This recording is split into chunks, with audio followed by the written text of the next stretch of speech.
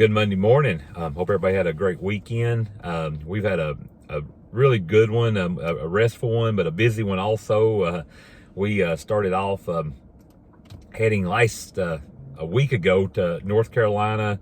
Ended up spending a couple days in Asheville, then going over to Waynesville, North Carolina to a resort up in the mountains called the Swag, which we had an absolute ball. And then we got home for one day and then packed up and then drove to Memphis the other direction. So I get to the FedEx St. Jude's championship, and thanks to Konica Minolta, they invited us to it, and Jackie got us a couple tickets, and so it's been a fun time. We're actually still in Memphis this morning, running a few minutes behind doing my video, but we're getting ready to drive back home, and got Renee on here again with me today, so she's getting to be a regular, I think. So happy Monday. So I'm going to put her on the payroll, I guess, like you have to keep her on here doing this. But we have been talking a lot about some different things, here, and just things in life, things in business, and something Renee and me's been really working on a lot. It's like that, not just business, but on life. We both had birthdays recently. And but as we get another year older, we want to be sure to continue to get out and do things and be able to feel good, and not just to be here, but to be here in mind and body, and to do things. But we heard something when we was at the Swag the day. The new owners from the Swag, the Swag opened in 1972-ish, around in there, something like that. They built it and everything, the whole history on it. You'll have to look it up. The Swag, North Carolina, really cool history and story in our video on there. But the new owners are like in their 30s, and a lot of the things they're doing now is, the guy told us, he said it's kind of cool. He says, they're looking at things for 100 years out, and it really got me and Renee thinking. Yes, because a lot of times people say, oh, it won't matter in 100 years, because we worry about the small things.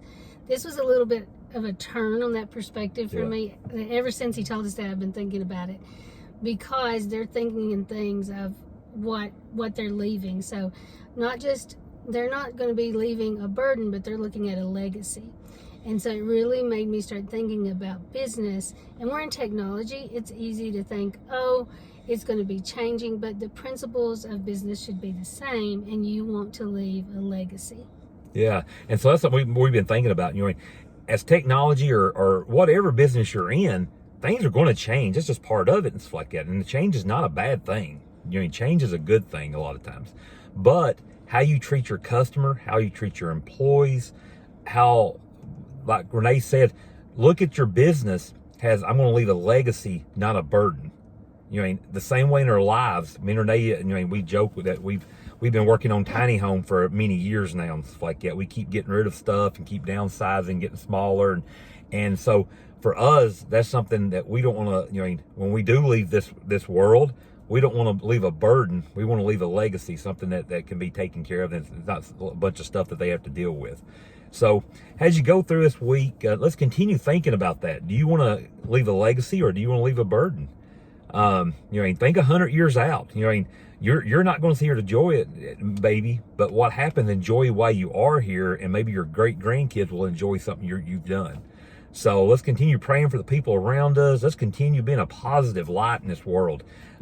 We need more positivity. Let's keep spreading that. So everybody have just a blessed and wonderful week. Have a great week.